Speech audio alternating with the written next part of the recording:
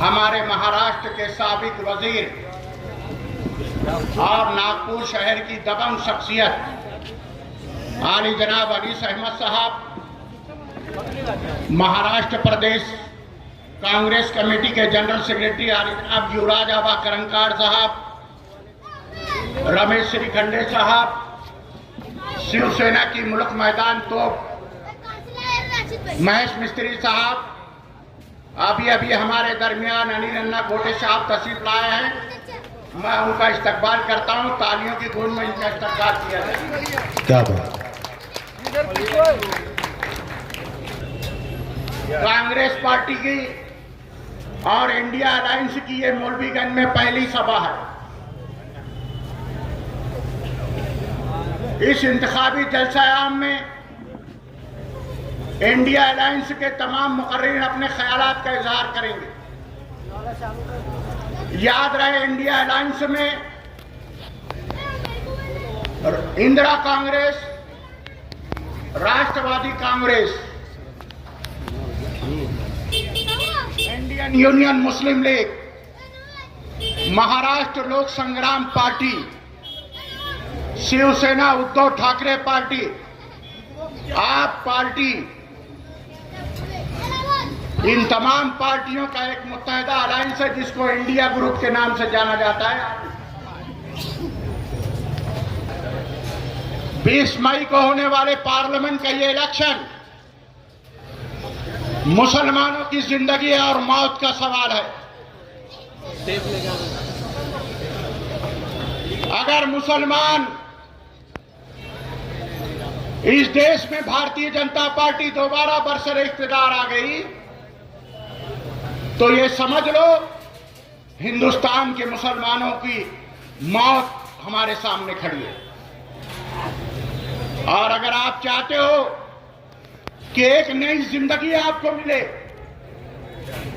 फिरका परस्तों के इख्तियार का खात्मा हो, तो आने वाले 20 तारीख के इलेक्शन में यह फैसला करना है आपको अपनी किस्मत का, अपने मुस्तकबिल का, अपने बच्चों के मुस्तकबिल का। 20 तारीख को हमारा यही काम होना चाहिए कि हमारे पास कोई रिक्शा आए ना आए, हमारे पास कोई सवारी आए ना आए, हम बड़ी तादाद में अपने घरों से निकलकर जिस शख्सियत का वोटिंग लिस्ट में नाम है वो शख्सियत पुलिस वहां जहां वोटिंग हो रही है वहां पर जाकर पंजा निशान पर बटन दबाकर हमारी शोभाताई बच्चाओं को पूरी अक्सरियत के साथ हमको चुन करवाना है। मेरे दोस्तों और साथियों, मैं कहना चाहता हूं, अनिल अन्ना भी आपके सामने आए, वो बताएंगे कि उन्होंने धूलिया शहर और जिले के विकास के लिए क्या काम किया।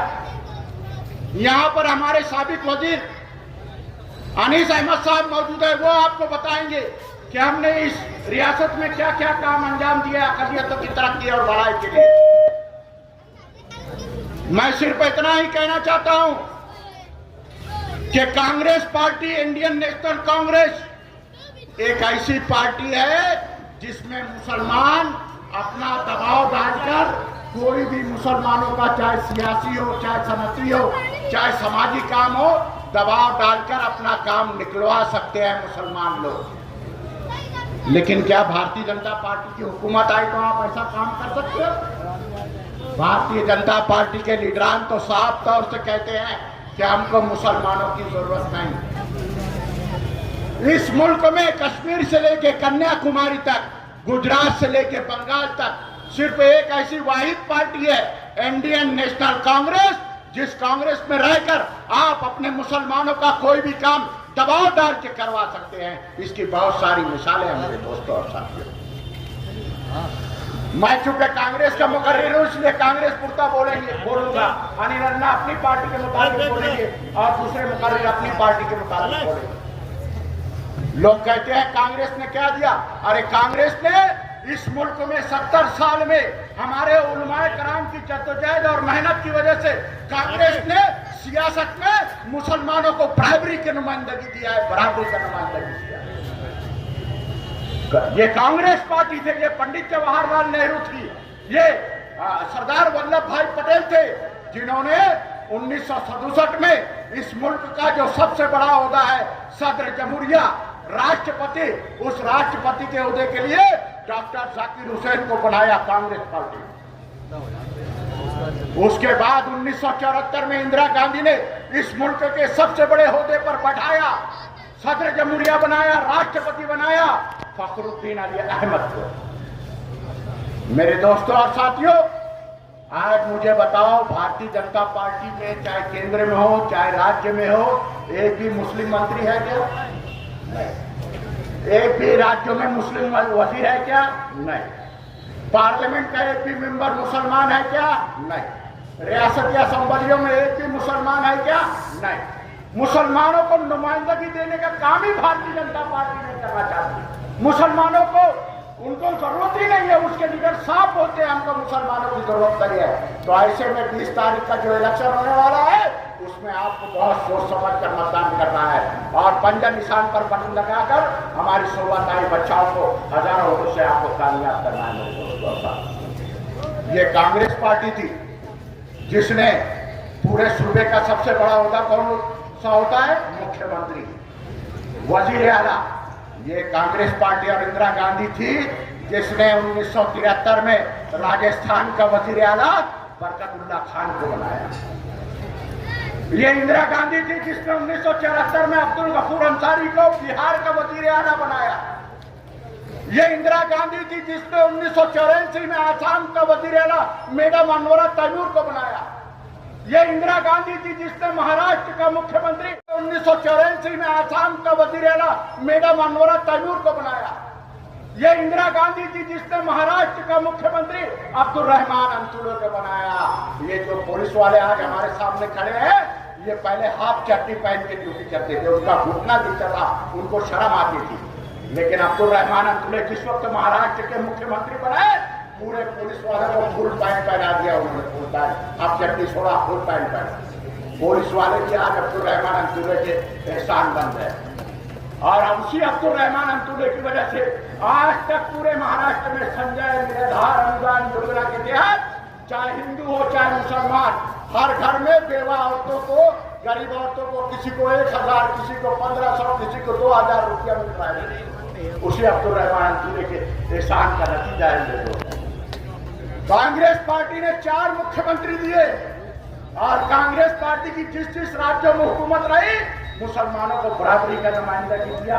ये हमारे सामने बैठे इंदिरावानी मेहता साहब नागपुर के, इनको कैबिनेट मंत्री बनाया और कैबिनेट मंत्री बनाया, आपको याद होगा मेहता साहब, दुनिया का मुसलमान आपके सामने नहीं छू सकता है। जब दुनिया में 2000 का फसाद हुआ आज का और पूरे शहर में कर्फ्यू लगा हुआ था, मुसलमानों का कोई यारो मददगार नहीं था, कैबिनेट मंत्री होते हुए आज दिन तक अली अहमद खुलिया शहर में बैठे रहे और जहां जहां भी पुलिस ने मुसलमानों पर ज्यादती की, चाहे फिर वो मछली बाजार हो, चाहे वो मौलवीगंज हो, चाहे वो कहीं, वहां पहुंचकर उन्होंने अमन शांति और अमन कायम करने का प्रयास किया है और पुलिस को ज्यादती करने से रोका है।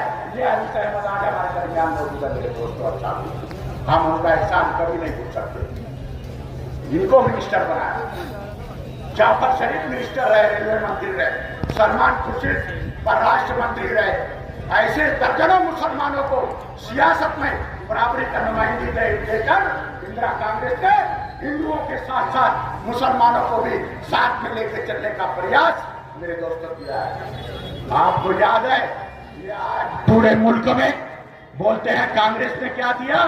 पूरे मुल्क में जितने दीनी मदारिस चालू है, देवबंद से लेके नजरतुल उलमा से लेके हजारों अरबी मदारिस आज हिंदुस्तान में जारी है और जहां से इस्लाम की तालीम लेकर हजारों की तादाद में उलमाए कराम निकल रहे हैं और इस्लाम की खिदमत कर रहे हैं। ये किसकी वजह से चल रहे थे? ये कांग्रेस की वजह से चल रहे थे। लेकिन आज यूपी का वजीर आला योगी आदित्यनाथ कहता है कि दारुल उलूम देवबंद से दहशतगर्द निकल रहे हैं, नजरुल उलमा से दहशतगर्द निकल रहे हैं। इतनी मजाल, इतनी हिम्मत कि दारुल उलूम देव पर हमला करने की इनकी साजिश है, नजरुल उलमा को बंद करने की इनकी साजिश है। याद रखो, अगर ये दोबारा इख्तियार में आ गए तो ये हमारे दीनी मदारिस को बंद कर देंगे। मेरे दोस्तों और साथियों, ये आपको याद है हिंदुस्तान में इतनी उर्दू स्कूलें जो जारी है, जहां हमारे समाज के लोग तुलबा तालबात को उर्दू जरिए तालीम से तालीम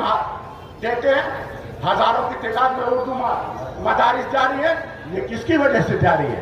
ये कांग्रेस पार्टी की वजह से जारी है, जहां से हमारे लोग दुनियावी तालीम हासिल करके बड़े बड़े ओहदों तक पहुंच रहे हैं, मुसलमानों में तालीमी तरक्की बढ़ रही है। ये सब कांग्रेस पार्टी की वजह से है। मेरे दोस्तों और साथियों, मैं आपको इत्मीनान दिलाना चाहता हूं कि ये अलाइंस का जलसा है, यहाँ सब लोग बोलने का मौका हमको दो, हमको हमको दो, हमको दो, किसको वक्त कम है। मैं ऐलान करता हूं कि मैं एक स्पेशल जलसा, सिर्फ मेरा एक स्पेशल जलसा मच्छी बाजार में लूंगा और वहां पर मैं 1 घंटे तक आप लोगों का पूरे मुकम्मल तौर से आप लोगों का ब्रेन वॉश करूंगा कि इस मुल्क में ये पार्लियामेंट का इलेक्शन क्यों अहमियत का हामिल है। मेरे दोस्तों और साथियों, आपको याद है कि आज बीजेपी कह रही है कि अगर हम सत्ता पे आ गए तो हम यकसा सिविल कोड समान नागरिक कायदा लाएंगे, शरीयत में मुदाखलत करेंगे, शरीयत के मुताबिक मुसलमानों को जिंदगी बसर करने नहीं देंगे। याद रखो 1984 में शाह बानू का केस हुआ था, राजीव गांधी वजीर आजम थे इस मुल्क के, तो राजीव गांधी के ऊपर पूरे हिंदुस्तान के मुसलमानों ने दबाव बनाया कि अगर आपने समान नागरिक कायदा लागू किया, ये देश सर्वधर्म संभाव का देश है, इस देश का दस्तूर डॉक्टर बाबा साहेब अम्बेडकर ने बनाया है। डॉक्टर बाबा साहेब अम्बेडकर ने हमको ये हक दिया है कि इस मुल्क में चाहे हिंदू हो, चाहे सिख हो, चाहे मुसलमान हो, हर एक को बराबर का हक है। अगर आपने यकसा सिविल कोड पास किया और समान नागरिक कायदा को मंजूरी दी तो मुसलमान ये बर्दाश्त नहीं करेगा। मुसलमानों के दबाव में आकर राजीव गांधी ने समान नागरिक का कायदे का वो बिल वापस लिया और आज तक यहाँ पर समान नागरिक कायदा लागू नहीं हुआ है। लेकिन आप लोगों को बताता चलो कि अगर भारतीय जनता पार्टी की हुकूमत आ गई तो वो समान नागरिक कायदा लाएंगे और आप बिल्कुल उस पर दबाव नहीं डाल सकते कि ये हमें मंजूर नहीं। इसलिए मैं कहता हूँ कि मुसलमानों का अगर सियासी हो, मजहबी हो, सनती हो, कोई भी मामला हो, अगर हल करना है तो इंदिरा कांग्रेस के लीडरों पर दबाव डालकर वो हल करवा सकते हैं। लेकिन अगर भारतीय जनता पार्टी जैसी फिरकापरस्त पार्टियां इस मुल्क पर दोबारा काबिज हो गई तो मुसलमानों की कोई सुनवाई नहीं होगी, हमारी पूरी नस्ल बर्बाद होगी और इस मुसलमान और इस हिंदुस्तान में मुसलमानों को दूसरे दर्जे का शहरी बना दिया जाएगा। दूसरे दर्जे का शहरी यानी आपको किसी तरह का कोई हुकूक यहाँ हासिल नहीं होगा, बस आप मेहनत मजदूरी करें, रोजी रोटी कमाएं और खाएं, आपको कोई हुकूक हासिल नहीं होगा। इसलिए आने वाले 20 तारीख के चुनाव में आप तमाम लोगों से मेरी रिक्वेस्ट है कि पंजा निशान की बटन पर, हमारे पंजा निशान पर बटन दबाकर शोभाताई बच्चाओ जो हमारी पार्लियामेंट की उम्मीदवार है उसको हजारों वोटों से आप कामयाब करेंगे और इस मुल्क में डॉक्टर बाबा साहेब अम्बेडकर के दस्तूर को कायम रखने के लिए तन मन धन से आप इंदिरा कांग्रेस से जुड़ेंगे। जय हिंद, जय महाराष्ट्र।